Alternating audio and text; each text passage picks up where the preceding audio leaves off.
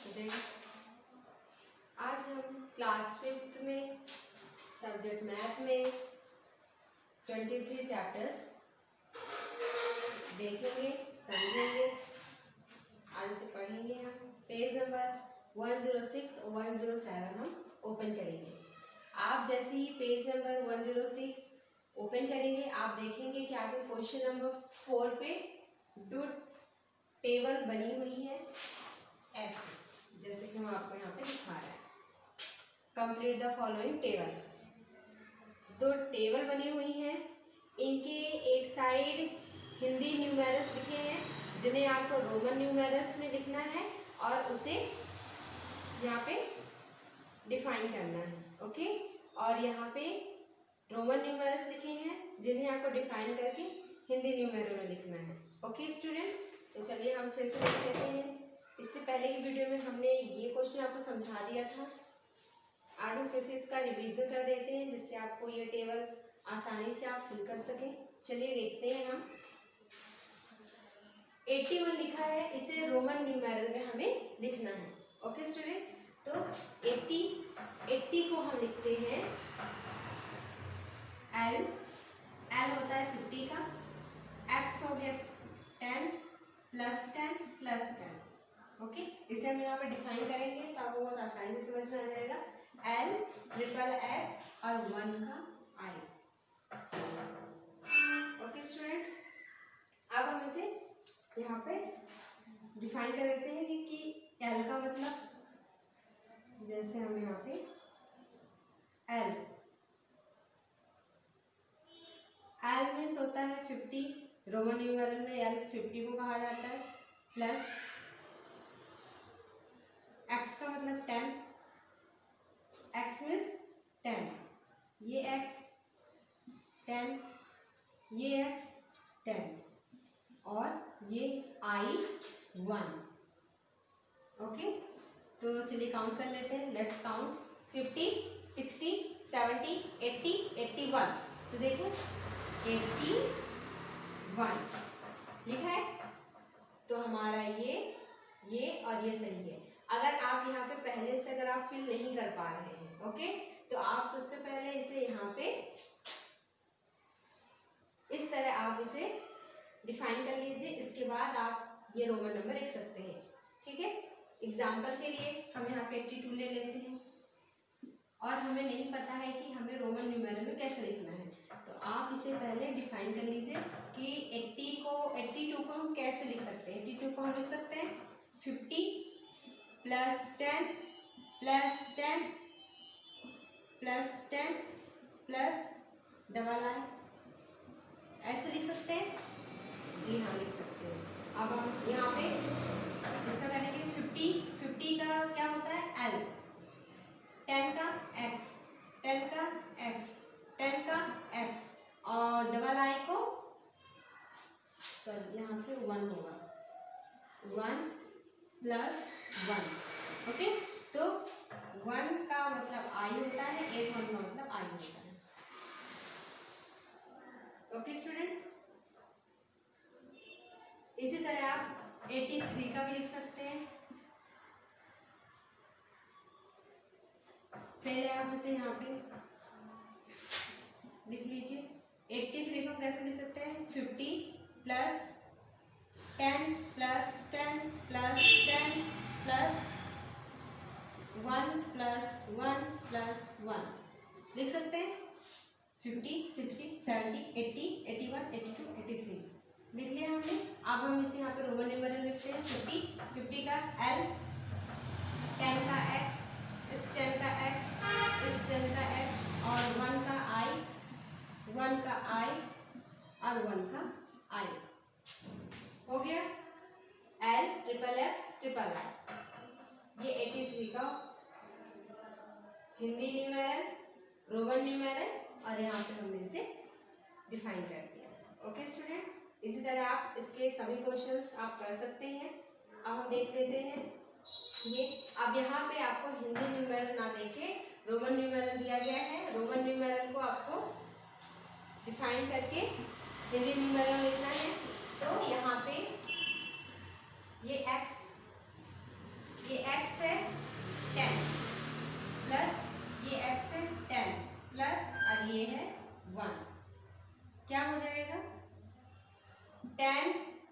10 20 21, हमारा आंसर क्या है 21।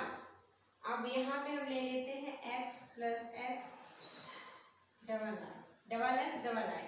तो इस x का मतलब 10 होता है, इस x का मतलब 10 होता है। हम प्लस का नंबर इसे लगाते हैं क्योंकि ये ऐड होके ही ये पूरा नंबर आएगा। ओके, ये तीनों का एडिशन होगा तब जाके ये नंबर आएगा। ओके स्टूडेंट, तो चलिए देखते हैं।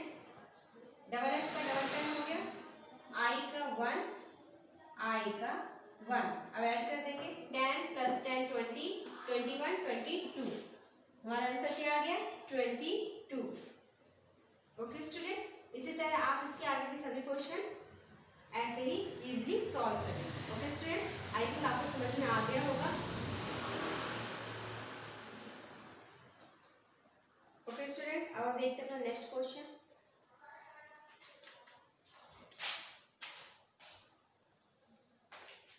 नेक्स्ट हमारा जो क्वेश्चन है, क्वेश्चन नंबर 5, पेज नंबर 107 पर।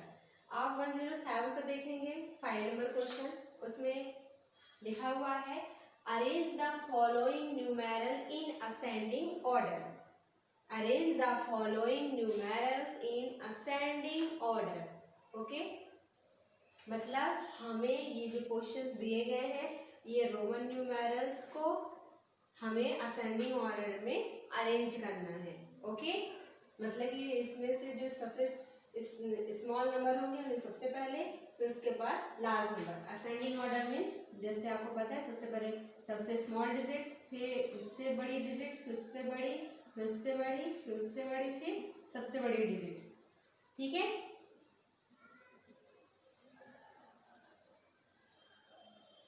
ओके, जैसे यहाँ पे हो गया 10, फिर हो गया 15, फिर हो गया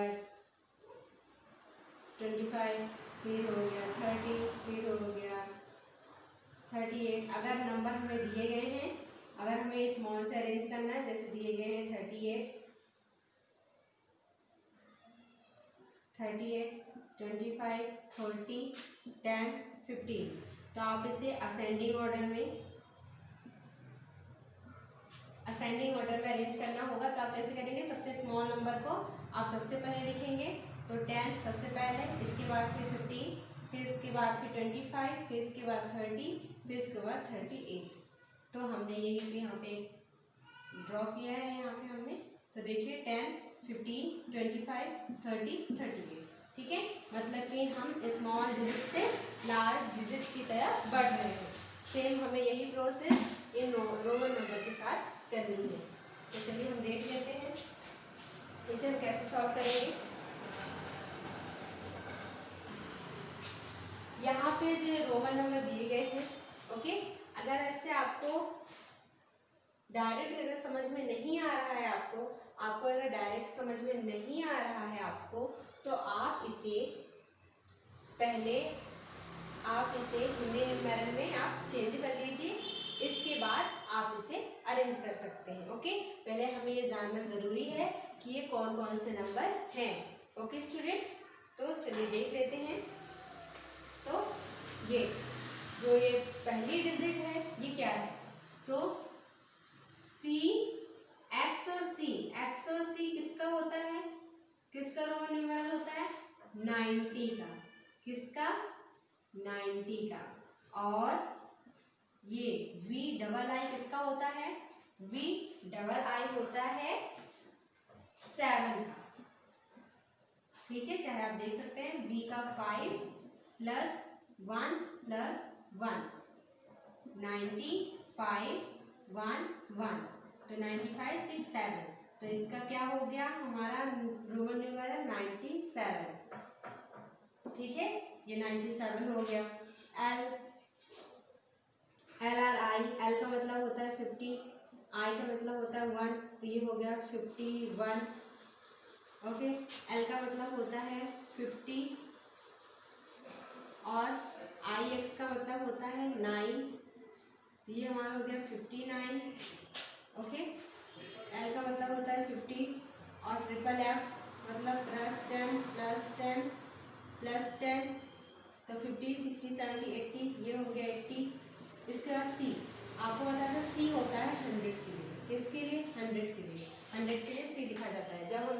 ये 23 नंबर चैप्टर स्टार्ट किया था, तब हमने आपको फर्स्ट वीडियो में आपको हमने टेबल रोमन नंबर की बता दी थी। उसमें हमने आपको बताया था कि I 1 के लिए 10 के लिए X, 50 के लिए L, 100 के लिए C। ओके, तो जैसा कि आप देख सकते हैं यहाँ पे रोमन नंबर को हमने हिंदी न्यूमेरल में चेंज कर दिया है। ठीक है, अब हमें ये नंबर्स देख के हम अरेंज कर देंगे। ठीक है, तो इसमें से सबसे इसे हम सिर्फ ये हम क्यों लिखेंगे, हम ये नंबर सिर्फ समझने के लिए लिखेंगे कि हमें इन रोमन नंबर्स को कैसे अरेंज करना है। ओके, तो चलिए देख लेते हैं। इनमें से सबसे स्मॉल कौन है, क्योंकि हमें असेंडिंग ऑर्डर में अरेंज करना है, हमें स्मॉल डिजिट से लार्ज डिजिट की तरफ जाना है। ओके, तो सबसे स्मॉल कौन सा है इसमें 51, तो LI सबसे पहले आएगा। हमारा आंसर क्या हो जाएगा LI। ठीक है, 51 सबसे पहले, इसका 59, तो LIX 59।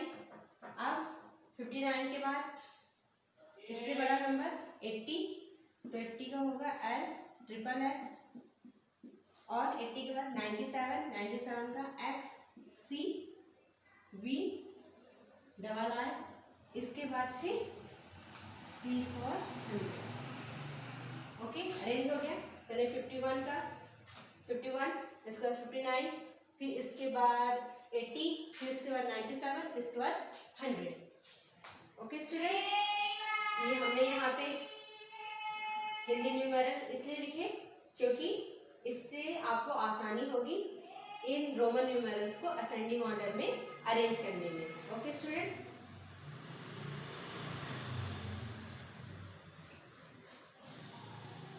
सेम इसी तरह इसके सभी क्वेश्चन, जिस तरह ये हमने फर्स्ट क्वेश्चन सॉल्व किया है, सेम इसी तरह आपको सॉल्व करना है। ये आपका रफ काम होना चाहिए। ठीक है, इसे आपको आंसर के साथ शो नहीं करना है। ओके, इसका ये आपका रफ वर्क है। आप अपनी कॉपी के बैक साइड में या कि किसी रफ कॉपी में आप ऐसे सॉल्व कर लीजिए और डायरेक्ट आंसर ऐसे आप लिख सकते हैं। ओके स्टूडेंट, ये आपका आंसर हो गया, असेंडिंग ऑर्डर में आपने अरेंज कर दिया। ओके स्टूडेंट, अब हम देखते हैं अपना नेक्स्ट क्वेश्चन। ए नंबर हमने आपको बता दिया, सेम इसके आगे क्वेश्चन सेम इसी तरह आपको करने हैं। ओके स्टूडेंट,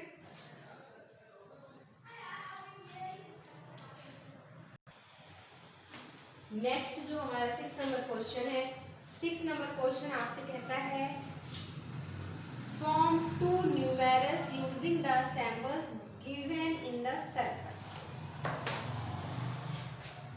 हमें इस सर्कल में ये रोमन जितने भी रोमन डिजिट दिए गए हैं, इन डिजिट का यूज करके आपको 2 नंबर आपको बनाने हैं। 2 नंबर आपको बनाने हैं इन नंबरों का यूज करके। जैसे एग्जांपल के लिए आप उसमें भी समझ सकते हैं, हिंदी नंबर जैसे यहाँ पे 5 हो गया, 4 हो गया, 2 हो गया, 3 हो गया। इससे आपको 2 नंबर आपको बनाने हैं, तो आप कैसे बनाएंगे फॉर एग्जांपल के लिए। ठीक है, तो आप इसमें से बना सकते हैं, एक लार्ज नंबर बना सकते हैं, एक स्मॉल नंबर बना सकते हैं। लार्ज नंबर मतलब कि सबसे बड़ा नंबर, सबसे पहले तो 5 4 3 2, इस तरह आप एक लार्ज नंबर बना सकते हैं, एक स्मॉल नंबर बना सकते हैं 2 3 4 5। इस तरह आपने इन नंबर को यूज करके, ये अलग अलग डिजिट है 5 4 3 2। ठीक है, 5 2 3 4। ओके, ये नंबर का यूज करके आपने बना लिया 4 5 3 2 4 5 3 2। इसके बाद 2 3 4 5, ऐसे इन नंबर का यूज करके आपने लार्ज नंबर और स्मॉल नंबर बना लिया। ओके स्टूडेंट,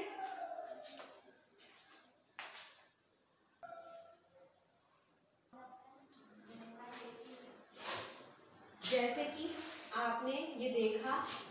ठीक है, अभी एग्जांपल में हमने आपको नंबर हिंदी न्यूमेरल लिख के आपको बताया था मैंने कि कैसे हम नंबर यहाँ पे लिख सकते हैं। सेम उसी तरह इनको भी यहाँ पे आपको 2 नंबर्स यहाँ पे इन डिजिट के द्वारा बनाने हैं, इन रोमन डिजिट के द्वारा। चलिए बनाते हैं। तो सबसे पहले ये x मीन्स होता है 10।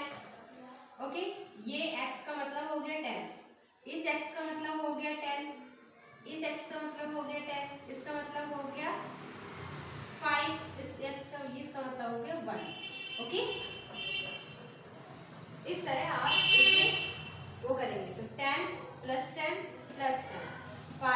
ये।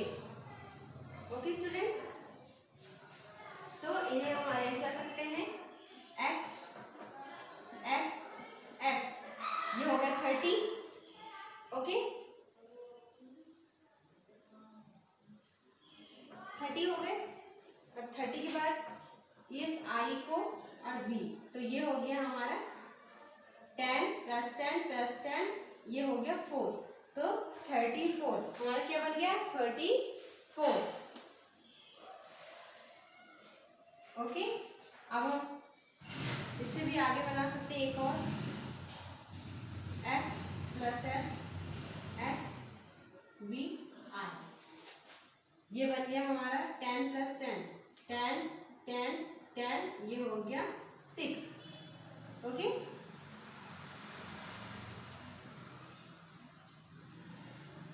तो ये हमारा बन गया 10 प्लस 10 प्लस 6 20 30 36। ओके स्टूडेंट, इस तरह हमने 2 नंबर इन डिजिट के द्वारा बना लिए। ओके स्टूडेंट, इसी तरह आपको क्वेश्चन नंबर 6 के और क्वेश्चन आपको ऐसे ही सॉल्व करने हैं, सेम इसी तरह है। बाकी 2 क्वेश्चन जो इसके 6 नंबर क्वेश्चन में दिए गए हैं, एक क्वेश्चन हमने समझा दिया आपको, बाकी बचे 2 क्वेश्चन सेम इसी तरह सॉल्व करने हैं। हम देखते हैं अपना क्वेश्चन नंबर 7।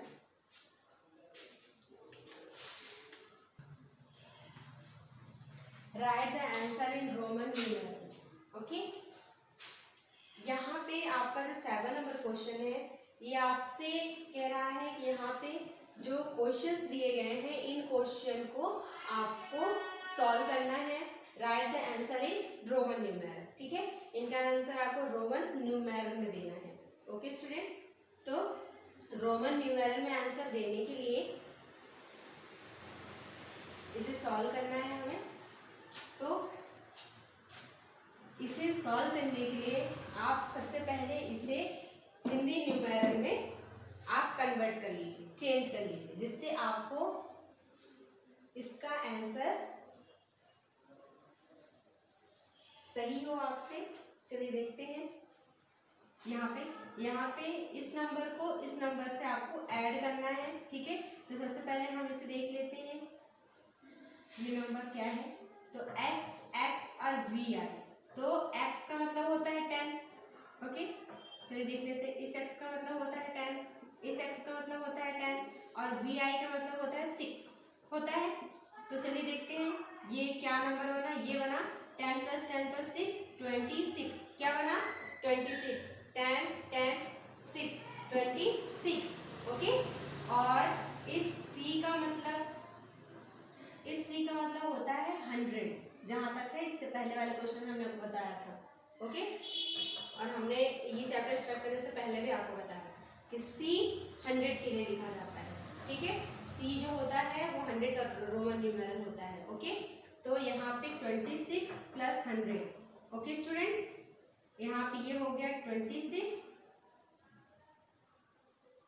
और ये 100, तो 100 और 26 को ऐड करें कितना होगा 126, क्या होगा 126। तो 126 का हमारा रोमन न्यूमेरल क्या होता है, ये होता है हमारा 100 का 126, 100 का होता है c। ओके, 100 का होता है c, और 26 का क्या होता है x v i। Okay student,